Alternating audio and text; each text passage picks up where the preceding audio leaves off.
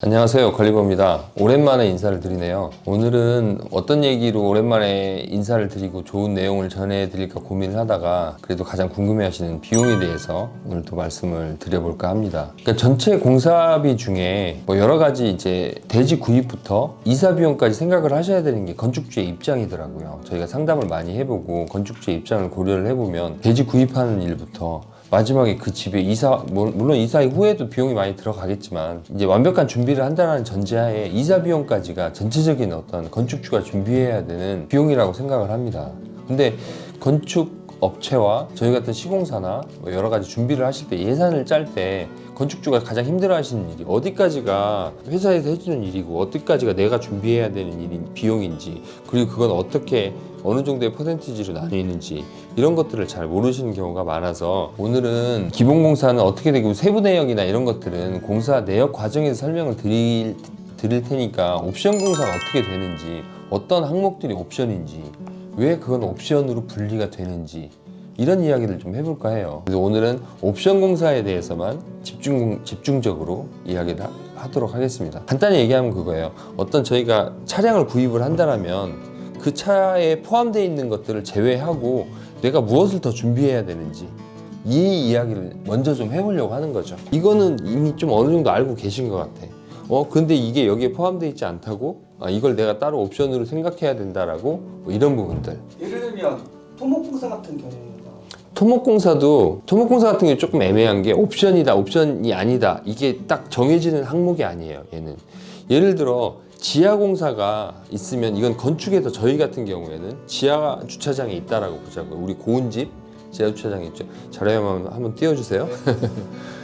이 고운집 같은 경우에는 토목공사가 같이 병행된 케이스죠. 근데 토목공사를 건축회사에서 하면 건축주 입장에서 굉장히 편리하죠. 근데 토목공사를 왜 건축회사에서 하지 않느냐. 사실 토목공사를 할 때는 저희가 관리자가 한 명이 투입이 되고 이렇게 해야 사실 저희가 하는 일이잖아요. 근데 사실 별로 할 일이 없어요. 관리자들이 가서 사실 컨설팅만 해드리면 그 전반적인 사항들은 그 현지에서 다 이렇게 손쉽게 완성이 되기 때문에 사실 불필요한 비용이 나가는 걸 막기 위함으로 옵션 공사로 해놓는 경우입니다. 이 경우는. 그러니까 예를 들어서 포크레인이 와서 뭐 땅 좀 다지고 보강도 쌓고 이런 작업을 하는 동안 관리자가 거기 가서 할 일이 없어요. 그러면 그 관리자의 비용을 아낄 수 있는 거잖아요. 네. 그러니까 이게 현장 중심적으로 생각하면 모든 것들이 좀 쉽게 풀리는 부분이 있거든요. 이런 방식으로 설명을 드릴 거예요. 돈을 누가 내느냐 이런 게 아니라 비용을 절감하고 뭐 이 부분에 책임을 누가 지고 뭐 이런 상황들에 대한 어떤 말씀도 좀 나눌 거고요. 그런 뭐 토목공사가 이해가 좀 잘 됐는지는 모르겠지만 하나하나 다 좀 예시들이 좀 다르니까 좀 풀어보도록 하겠습니다. 일단 옵션 공사 외에 들어가는 비용이 기본 건축공사 비용이 있다라고 말씀을 드렸고, 그건 저희 회사와 시공사와 계약하는 계약 범위를 제외된 옵션 공사를 이야기하는 겁니다. 거기에는 이제 토목공사가 포함이 되어 있고 여러 가지 이제 부대공사들이 포함이 되어 있는데, 크게 나누면 부대공사, 그리고 기본 건축공사, 그리고 제가 지금 오늘 얘기하려고 하는 옵션 공사. 근데 이 부대공사는 옵션 공사로 대부분 들어갑니다. 지금 좀 전에 말씀드린 토목공사도 그렇고요. 수도 인입, 전기 인입. 이 수도와 전기가 있어야 공사를 할 수가 있거든요. 그러니까 이런 부분들은 그럼 전기공사와 수도공사를 안 해주는 거예요? 이렇게 아주 원론적인 질문을 하시는 거예요. 그렇게 생각하시죠, 실장님도? 네, 저도 네. 원래 건축 비용 안에 포함되어야 되는 거 아닌가? 네. 그러니까 여기서 얘기하는 건 좀 구체적으로 설명을 드릴 필요가 있는데, 저희가 실제 기본 건축공사에 포함되어 있는 이제 물과 관련된 수도공사라고 하지 않죠. 설비공사라고 하죠. 이 물을 쓰기 위한 환경을 만드는 걸 수도공사라고 하고요. 설비공사라고 하고요. 그리고 전기를 쓰기 위한 콘센트를 만들고 등을 달고 이런 것들을 전기공사라고 합니다. 근데 지금 부대공사, 옵션공사라고 하는 건 전기 인입공사를 이야기하는 거고요. 그리고 수도 인입공사를 이야기를 하는 겁니다. 이거의 이제 사업의 주체는 이제 건축주가 신청을 하고 어떤 건축 허가를 받아야지만 신청이 가능한 사항인데, 전기공사는 한전에서 해주는 일인 거고요. 한전에서 전기를 계량기까지 설치를 해줘야지만 거기서부터 저희가 공사를 할 수 있는 거예요. 저기 전봇대 있으니까 전기 기술자가 올라가서 전기 따가지고 이렇게 쓰면 되겠어요, 안 되겠어요? 이건 도전입니다. 도전. 이걸 좋은 의미의 도전이 아니라 도전이에요. 네. 그러니까 뭐 수도는 도수라고 해야 되나? 수도를 막 도로 파가지고 연결하면 이게 안 되는 거예요. 여기까지는 인증된 이제 수도사업부와 한전에서 거기까지는 이제 계량기 설치까지는 해줘야 되는 겁니다. 그렇기 때문에 이거는 옵션 공사로 분리되는 이유는 뭐냐면 현장마다 여건이 달라요. 현장에 와야지만 그 사항을 체크하고 실비 청구가 될 수 있는 그 지로가 나옵니다. 물론 저희가 이제 건축 공사비에 포함을 시켜서 이 얘기는 계속 반복돼서 나올 텐데 제가 지금 먼저 이해를 이제 하시라고 여러 번 반복해서 이야기를 하게 되겠지만 이건 좀 잘 인식하셔야 되는 게 저희 기본공사에 포함할 수 있습니다. 다만 정확하지 않은 금액이기 때문에 좀 나중에 더 추가 청구를 한다거나 마이너스 청구를 한다거나 이렇게 될 수 있겠죠. 근데 불필요하잖아요. 그냥 지로만 나오면 저희 세금이나 이런 것 여러 가지를 저희가 받는 순간 여러 가지 비용들이 추가가 되는데 그런 거 없이 직접 처리할 수 있게끔 제가 처리를 하게 되는 거죠. 여기서 말씀하신 거는 전기를 끌어오는 일, 그렇죠. 수도관을 끌어오는 일, 이 일을 말씀하시는 거죠? 그렇게 간단하게 얘기할 수 있네요. 네, 그렇죠. 계량기까지. 저는 현장에서 전기 콘센트 설치하고 뭐 수도기를 만들고 이런 거. 그러니까 이게 명확히 용어로 좀 정리를 하자면 인입공사는 별도다. 그러니까 인입공사가 총 4가지라고 보시면 돼요. 인입도 있고 배출도 있는데 배출이라기보다 이제 하수도공사, 오폐수, 이 배출 우리가 사용한 거를 좀 잘 처리해서 내보내야 되잖아요. 네. 이 공사도 이제 부대 시설에 부대 공사에 들어간다라고 보시면 됩니다. 그리고 말씀드린 수도공사, 전기 인입공사, 그리고 통신공사, 인터넷 넣어야 되잖아요. 그리고 가스, 이게 도시가스든 LPG 가스든 간에 그 계량기를 설치하는 거는 계량기까지의 공사는 그 전문 업체에서 인증된 업체에서 해야 되는 공사다. 그러니까 이게 시공사 뭐 저희도 종합건설입니다만 종합건설이라고 해서 이걸 다 면허를 가지고 있는 게 아니에요. 이게 단종 면허라고 하는데 단종 면허를 가지고 있는 업체에서 해야 되고 뭐 전기 같은 경우 한전에서 해야 되는 거고 통신 같은 경우 KT나 뭐 SK나 이런 어떤 이제 그 통신 그러니까 여러 명이 쓰는 통신망을 다루거나 여러 명이 쓰는 하수관을 다루는데 이걸 아무한테나 이걸 뚫고 연결할 수 있게 되면 이 부분이 문제가 생길 거 아니에요.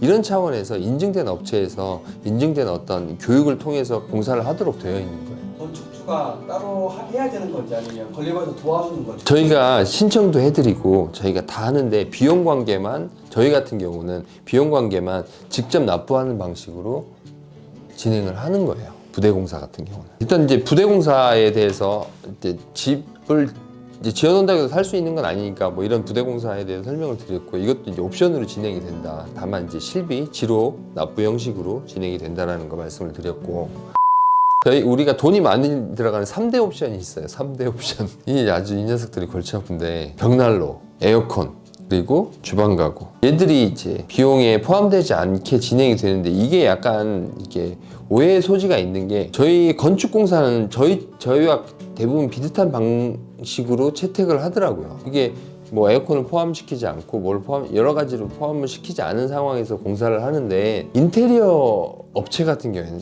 경우가 좀 달라요. 에어컨 견적까지 같이 내기도 하고요.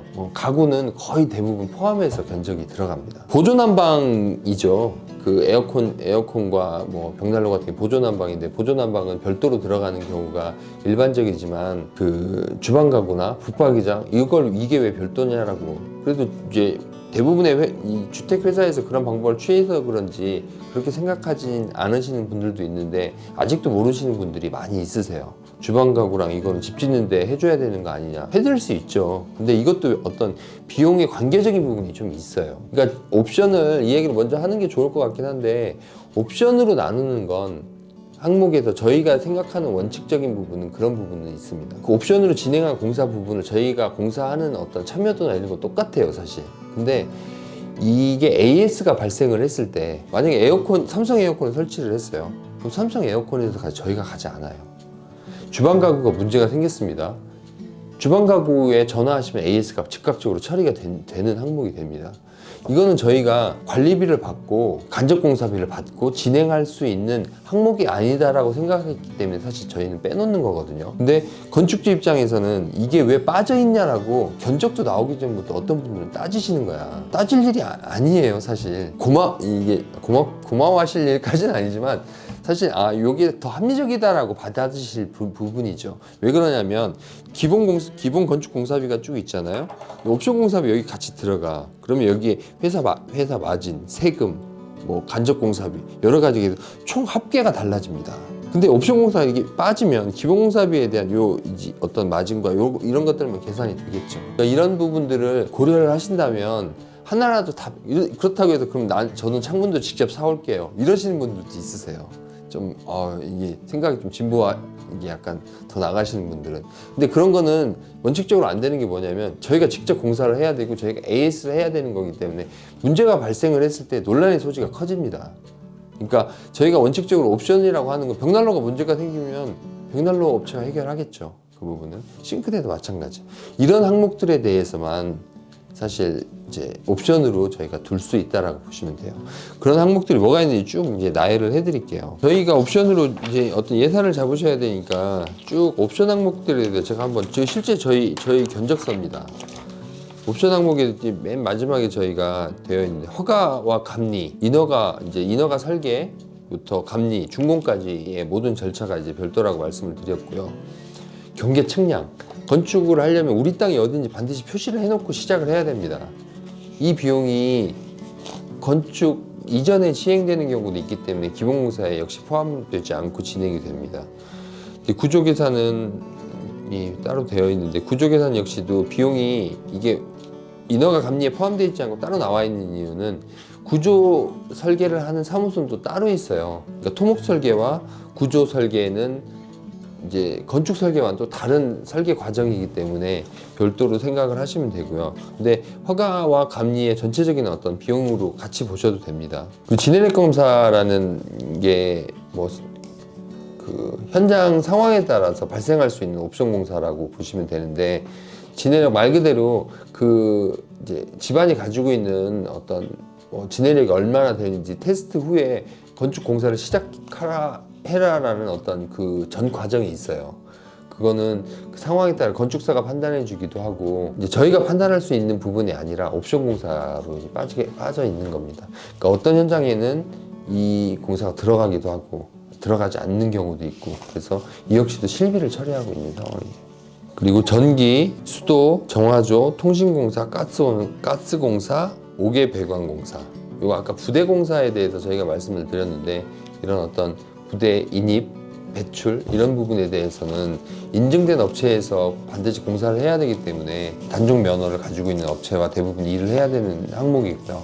그건 저희가 종합건설이라 하더라도 직접 공사할 수 없는 항목이어서 이 역시도 현장에서 진행을 하면서 실비 처리를 합니다. 먼저 물론 이제 견적을 먼저 내고 진행을 하죠. 근데 저희가 견적서를 드릴 때까지 현장에 저희가 들어가는 게 아니기 때문에 저희랑 계약하신 사항도 아니고요. 그래서 이제 공사 진행 중에 실비 안내 드리고 그 비용을 이제 청구하는 방식으로 진행을 하는 겁니다. 그리고 주방 가구, 벽난로 공사, 에어컨 공사 이렇게 3대 옵션이라고 그랬죠. 네. 가장 비용이 많이 들어가는 차원에 뭐 다른 의미가 있는 건 아니고요. 가장 비용이 많이 들어가니까 얘들이 그리고 어떤 여러 가지 편의시설이라든가 뭐 집의 인테리어 분위기를 굉장히 많이 좌우하는 부분이 되기도 하고요. 그러니까 얘도 금액대 편차가 굉장히 심해요. 비싼 싱크대는 저희 뭐 3천만 원이 넘는 경우도 있고요. 저렴한 거는 뭐 1,000만 원 이하에도 가능하고요. 그러니까 이거는 같은 크기라 하더라도 금액 편차가 너무 심한 항목이기 때문에 대부분의 저희뿐만이 아니라 대부분의 건축 시공사들이 옵션으로 채택을 하고 있는 거예요. 저희가 옵션 공사 포함해서 결국 건축주의 입장에서는 이 모든 게 다 비용이고 같은 돈인데 니네가 다 해주면 안 돼? 이렇게 해드리면 좋겠죠. 근데 저희한테 들어오는 순간 이게 저희가 뭐 마진도 발생해야 되고 세금도 내야 되고 건축주한테 금액적으로 불리한 부분이 발생을 하는 겁니다. 싱크대 저희랑 계약 안 하셨다 그래서 싱크대는 저희랑 계약 상황이 아니니까 사장님이 알아서 하세요. 사모님이 알아서 하세요. 이렇게 할 수 없거든요. 건축주한테 다 떠넘길 수 있는 일이 아닙니다. 반드시 업체에서 협조를 해야 되고 병행해서 해야 되는 일이고, 그 업체에서 속속이면 저희가 그 대신 그 처리를 해드리기도 하고, 이런 일들은 다 똑같이 처리가 돼요. 다만 비용 관계만 이제 따로 처리가 된다, 옵션 항목은. 그리고 아까 가장 궁금한 게 주방 가구인데, 그럼 주방 가구는 건축주가 주방 업체를 찾아가서 컨택을 해야 되는 건지, 아니면 걸리버에서 함께 하고 있는 파트너 주방 업체가 있는 건지. 저희 파트너 업체도 있고, 대부분은 저희와 이제 손발을 맞춰온 파트너 업체 내에서들 많이들 하세요. 어떤 분들은 뭐 지인분 중에 한샘 대리점을 운영하신다거나, 뭐 아는 분이 뭐 싱크대를 직접 하시기 때문에 뭐 저렴하게 하실 수 있다라는 어떤 제안을 받으셨다거나, 이런 분들 같은 경우에 이제 저희 소개 업체가 아닌 이제 주방 뭐 다른 주방 업체를 통해서 하시는 경우도 한 20% 정도는 되시는 것 같아요. 네. 그렇다고 그게 크게 문제가 되지는 않습니다. 그러니까 뭐 그 업체도 현장 실적 반드시 다 나올 거고, 저희가 어떤 조율하는 방식이 다 있으니까.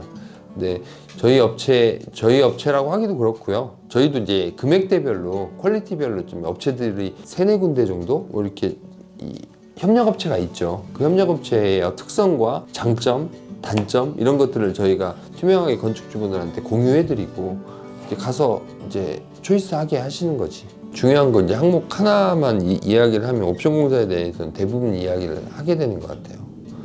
큰 건이 하나 있죠. 큰 건. 조경. 그렇지. 조경은 뭐 다 이건 별도인지 다들 대부분 아시더라고요. 근데 가끔 조경은 포함인가요? 아닌가요? 그냥 아시면서 물어보시는 분들도 있으세요. 포함인가요? 아닌가요? 정말 의미 없습니다. 이거 평당가 얼마인 것보다도 더 의미 없는 얘기예요. 이거는 포함되면 견적에 얼마든지 시킬 수 있어요. 그게 왜 포함되는지 안 되는지에 대한 거는 사실 평당가에 대한 논리 때문에 나온 거지. 이게 평당가 얼마로 정해졌는데 여기에 포함되는지 안 되는지 이렇게 보는 거야.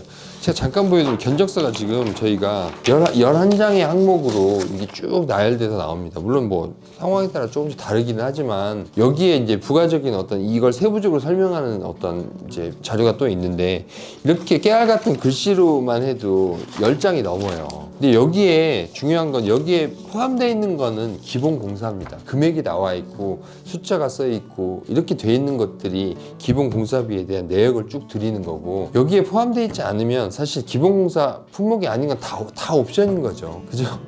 이게 새로 여기에 포함됐나요 안 됐나요가 아니라, 여기에 내역서에 있어야지만 저희가 책임 공사를 하는 겁니다. 이건 왜 안 해주세요? 뭐 물론 애매한 부분이 있을 수는 있어요. 이게 해드려야 되는 게 맞나 싶은 어떤 이런 부분에 대해서는 저희도 이제 좀 갈등을 하긴 하지만, 대부분 옵션으로 써 있는 부분조차도 확인 안 하시고 이 부분을 이제 오해하시는 분들이 있는데, 그러니까 뭐 그거를 논란을 따지자는 이야기가 아니라, 개념은 그렇습니다. 이 기본 공사에 포함되어 있는 공사들이 내역으로 쭉 풀어져서 견적서가 나왔다는 걸 이해를 하셔야 돼요. 평당 얼마에 얘가 에어컨이 포함되어 있는지, 그러면 이게 싸다 비싸다, 이런 아주 이 비논리적인 계산을 하시는 거예요. 네. 그러면 걸리버가 건축비 얼마입니다 라고 말한 건 옵션 비용을 빼고 건축비를 그렇죠. 말하는 거예요? 사실 저는 옵션 비용이 얼마인지 이런 구조라면 알기가 어렵죠. 물론 그 에어컨은 얼마쯤 들어갔을 테고 소장들은 알겠지만, 그 계산은 건축주가 직접 하셨어. 에어컨 비용, 조경 그 소나무가 얼마가 들어갔는지 저희한테는 약간 뭐 비싸게 말씀하셨을 수도 있고, 저희가 몰라요. 저희 통장을 거쳐간 게 아닙니다. 저희가 안내드리는 건, 저는 정확한 정보를 드려야 되기 때문에 저희랑 계약하신 금액을 안내를 해드리는 거예요. 그러니까 견적서에 포함되어 있으면 기본 공사인 거, 포함되어 있지 않으면 옵션 공사인 거. 근데 옵션 공사가 많으면 건축주한테 유리하다 불리하다? 유리한 거 아닙니까? 어차피 들어갈 거면 얘가 하고 싶은 얘기가 그겁니다. 옵션 공사가 많은 게 건축주 입장에서 유리한 겁니다. 저희 같은 이런 산출식 견적서라면. 근데 업체에서 평당 금액으로 하는 이제 업체에서 막 건축주가 이렇게 약간 갑질하는 표현은 그렇고, 건축주가 약간 이렇게 뭐 비논리적인 어떤 대화를 통해서 뭐 좀 더 뭐 이득을 볼 수도 있겠죠, 어떤 분들은. 근데 계속 이게, 저는 그런 어떤 견적의 어떤 대화가 오고 가는 게 너무 피곤하고 어렵더라고요. 그러니까 모든 걸 명확하게 산출식 견적으로 처리가 되는 게 좋지 않나 그런 생각을 해서 저희는 이런 방식으로 하는데, 요즘에는 이런 방식으로 하는 업체들이 점점 늘어나고 있는 것 같아요.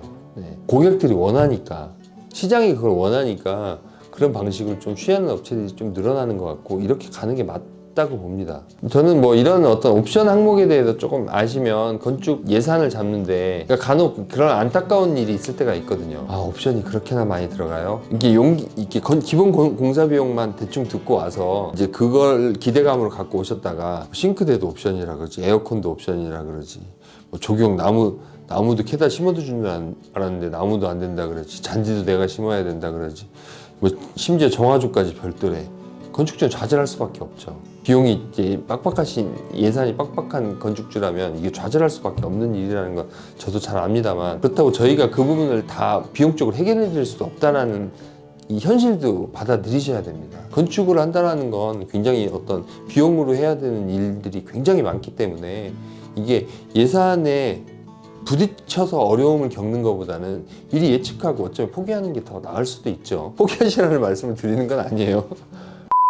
저는 제가 건축을 하려고 할 때 그냥 건축 비용이 1억이다 하면은 그 1억으로 집을 완성시키는 줄 알았어요. 아, 그렇게 접근을 하죠. 이거는 좀 다른 이야기긴 한데, 저희한테 이제 설계 의뢰를 하실 때 나는 예산이 얼마입니다. 제가 그렇게 이제 상담을 해요. 총 예산이 얼마면 그러면 기본 공사 비용은 이 정도 예산을 잡고 옵션 비용은 이 정도를 잡아야 됩니다라고 항목 분리를 해드려요. 이렇게. 이제 여기서 사실 현타가 오는 거예요. 자기는 그러면 이제 예비 건축주분은 이 집을 기대했는데 그레이드가 한 단계 내려가 버리는 거야. 이 옵션이라는 녀석 때문에. 그래도 이거 알아야 돼, 몰라야 돼. 알아야 돼. 진짜 알아야겠네. 네. 딱 나는 그랜저를 살 수 있을 거라고 생각하고 왔는데, 뭐 취득세도 내야 된다 그러지, 뭐 이것저것 내가 좋아하는 이 그랜저에 뭐 옵션을 몇 개 달면 내가 준비한 예산을 할 수가 없어요. 그럼 포기해야죠. 소나타로 생각을 해야죠. 저는 뭐 돈 얘기를 하느라 이렇게 제가 이렇게 아주 기쁘게 막 이렇게 기분 좋게 뭔가 어떤 그런 느낌으로 말씀을 드리지 못하는지는 모르겠습니다. 근데 아셔야 되는 부분이라 최대한 뭐 준비를 하고 제가 말씀을 드렸는데, 역시 결론은 제 스타일대로 두서없이 끝나네요. 이해를 해주시고요. 궁금하신 건 제가 뭐 저한테 전화를 주시거나, 제가 뭐 직접 댓글을 이렇게 처리하진 못하지만 저희 이제 실장님이 잘 저를 대신해서 처리를 해주실 거니까 댓글로 문의를 주셔도 되고요. 그런 부분들을 통해서 다시 뭐 소통하는 자리가 있었으면 좋겠습니다. 그럼 오늘 여기까지 하도록 하겠습니다. 감사합니다. 먼저 언급해드렸던 부대공사에 좀 빠진 항목이 하나 있는데, 설계비. 건리버에서 건축 설계를 해주는데 설계비가 왜 또 들어가죠? 이렇게 하시는 분들이 있으세요. 근데 저희가 하는 건 시공사에서 하는 기획 설계입니다.